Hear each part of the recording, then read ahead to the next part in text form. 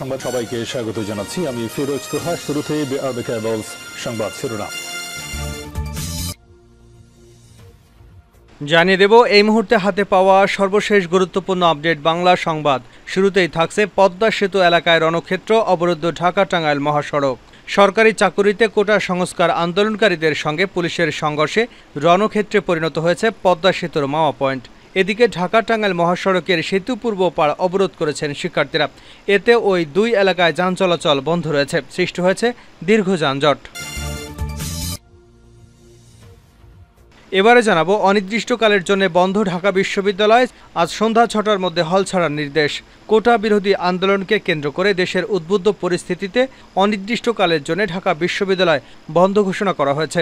সেই সঙ্গে আজ বুধবার সন্ধ্যা ৬টার মধ্যে শিক্ষার্থীদের হল ছাড়ার জন্য নির্দেশনা দেওয়া হয়েছে। জানাবো বাইতুল মোকাররমে গায়েবানা জানাজা অনুষ্ঠিত। পুলিশের কড়াকড়ির মধ্যেই কোটা সংস্কারের দাবিতে শিক্ষার্থীদের চলমান আন্দোলনে নিহতদের স্মরণে গায়েবানা জানাজা আদায় করছে বিএনপি এবং যুগপথের শরিক দলের নেতাকর্মীরা। এদিকে ছাত্রলীগ সভাপতি সাদ্দাম ও ইনানের রুমে ভাঙচুর, ঢাকা বিশ্ববিদ্যালয়ে দেখা নেই ছাত্রলীগের। পুলিশ ও ছাত্রলীগের সঙ্গে সংঘর্ষে মঙ্গলবার ৬ জন নিহতের ঘটনায় তীব্র ক্ষোভ প্রকাশ করেছেন কোটা বিরোধী আন্দোলনকারী শিক্ষার্থীরা। নিহত হওয়া ৬ জনের মধ্যে অধিকাংশই কোটা বিরোধী আন্দোলনের সঙ্গে যুক্ত সাধারণ শিক্ষার্থী। জানিয়ে দেব ডাক, টেলিযোগাযোগ ও তথ্য প্রযুক্তি প্রতিমন্ত্রী জোনায়েদ আহমেদ পলক বলেছেন, সহযোগিতা না পেলে ফেসবুক, ইউটিউব বন্ধ করে দেবে সরকার। এবং সর্বশেষ জানাবো প্রাধ্যক্ষ সহ হাউস টিউটরদের রুমে রেখে তালা দিয়েছে জগন্নাথের ছাত্রীরা। অন্যান্য বিশ্ববিদ্যালয়ের মতো জগন্নাথ বিশ্ববিদ্যালয় কর্তৃপক্ষ অনির্দিষ্টকালের জন্য বিশ্ববিদ্যালয় বন্ধের ঘোষণা এবং নারী শিক্ষার্থীদের হল ছাড়ার নির্দেশনা দিলেও তা মানতে রাজি হননি শিক্ষার্থীরা। বিশ্ববিদ্যালয় এক সংবাদ বিজ্ঞপ্তিতে শিক্ষার্থীদের বিকাল ৪টার মাঝে হল ছাড়তে বলেছে। এরই জেরে প্রাধ্যক্ষ সহ হাউস টিউটরদের রুমের মধ্যে রেখে বাইরে থেকে তালা লাগিয়ে বিক্ষোভ করছেন বিক্ষুব্ধ শিক্ষার্থীরা। এতক্ষণ শিরোনাম শুনছিলেন, এবার বিস্তারিত। প্রিয় দর্শক, আপনি যদি এই চ্যানেলে নতুন হয়ে থাকেন, ভিডিওটি দেখতে দেখতে চ্যানেলটি সাবস্ক্রাইব করে আমাদের সঙ্গেই থাকুন। আর এই ভিডিও সম্পর্কে আপনি আপনার মূল্যবান মতামতটি কমেন্ট বক্সে জানিয়ে দিন। আর হ্যাঁ প্রিয় দর্শক, জানিয়ে দিন ভিডিওটি কোথা থেকে দেখছেন।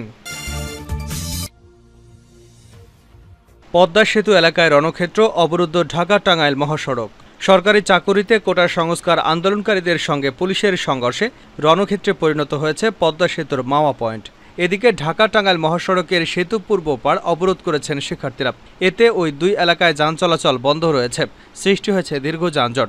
বুধবার ১১টার দিকে আন্দোলনকারীদের সঙ্গে পুলিশের সংঘর্ষ হয়। এ সময় মাওয়া পয়েন্টে রণক্ষেত্রে পরিণত হয়। একই সময় শিক্ষার্থীরা ঢাকা টাঙ্গাইল মহাসড়কে অবরোধ করেন। ঘাটাইলে টাঙ্গাইল ময়মনসিংহ মহাসড়ক অবরোধ করে রেখেছেন কোটা আন্দোলনকারীরা। দুপুর ১:১৫টায় শুরু হয়ে অবরোধ এখনও চলছে। টাঙ্গাইলের অতিরিক্ত পুলিশ সুপার আব্দুল আল মামুন বলেন, শিক্ষার্থীরা রাস্তা আটকে বিক্ষোভ করছে। পুলিশ ধৈর্য সহকারে পরিস্থিতি মোকাবেলা করে তাদের বোঝানোর চেষ্টা করেছে। সকাল 10:30টার দিকে খুলনার নতুন রাস্তা মোড় অবরোধ করেন আন্দোলনরত শিক্ষার্থীরা। খুলনা মেট্রোপলিটন পুলিশের অতিরিক্ত উপকমিশনার সোনালী সেন বলেন, শান্তিপূর্ণ সহাবস্থান নিশ্চিত করা হয়েছে। এখন পর্যন্ত কোনো ধরনের অপ্রীতিকর ঘটনা ঘটেনি। জালকুটি এলাকায় ঢাকা নারায়ণগঞ্জ সড়কটিও অবরোধ করেছেন শিক্ষার্থীরা। পরে তারা নারায়ণগঞ্জ শহরের প্রাণকেন্দ্রে চাষাড়া মোড় অবরোধ করেন।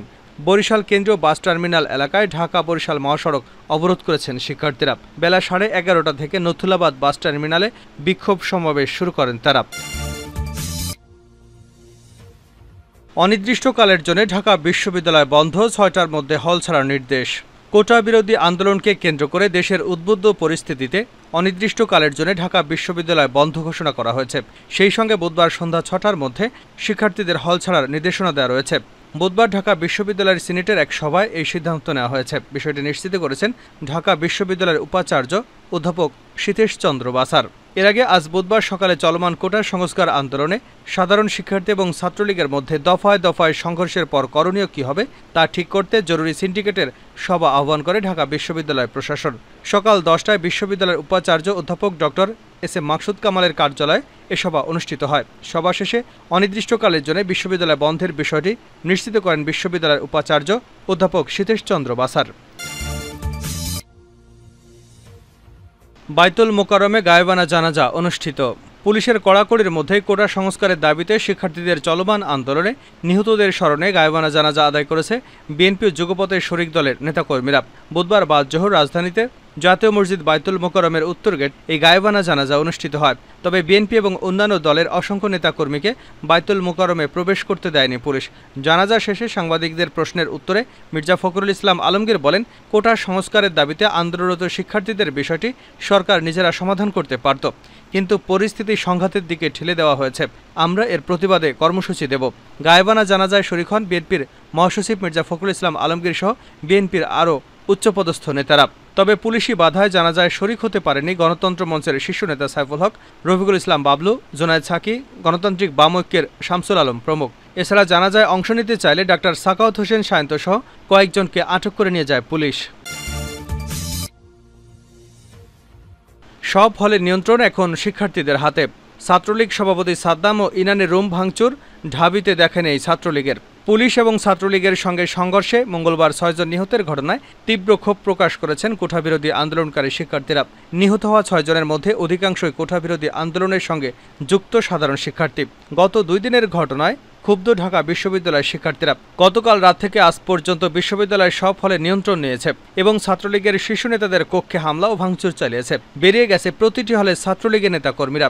কেন্দ্রীয় ছাত্রলীগের সভাপতি সাদ্দাম হোসেন, সাধারণ সম্পাদক শেখ ওয়ালি আসিফ ইনান, বিশ্ববিদ্যালয় শাখা ছাত্রলীগের সভাপতি মাজহারুল কবির শয়ন, সাধারণ সম্পাদক তানভীর হাসান সৈকত সহ আরও বেশ কয়েকজন নেতার কক্ষ ভাঙচুর করা হয়েছে।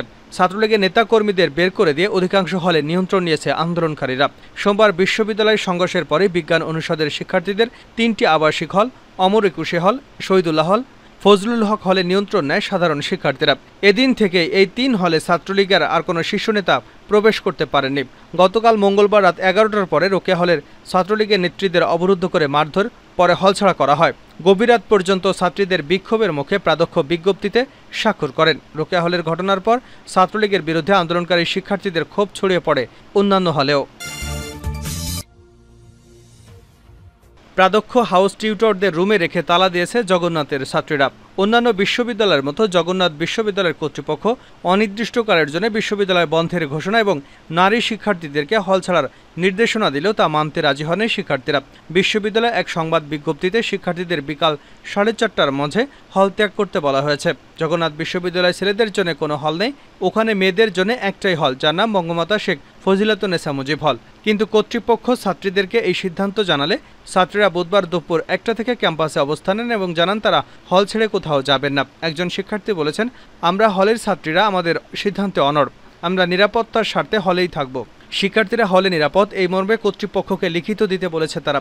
ছাত্রীদের দাবির মুখে এক পর্যায়ে তাদেরকে হলে থাকার অনুমতি দেন কর্তৃপক্ষ। তারা মৌখিকভাবে বলে গেছে বিদ্যুৎ, গ্যাস, পানি সরবরাহ বন্ধ করবে না, কেউ চাইলেই হলে থাকতে পারবে, যারা চাইবে না তারা চলে যেতে পারবে, যোগ করেন তিনি। তবে এই বিশ্ববিদ্যালয়ের 4র্থ বর্ষের শিক্ষার্থী ও BDNews24.com এর ক্যাম্পাস প্রতিনিধি অনুপম মল্লিক আদিত্য জানান, প্রাধ্যক্ষ হলে থাকার মৌখিক অনুমতি দিলেও লিখিতভাবে সম্মতি জানাতে অনীহা প্রকাশ করেছেন।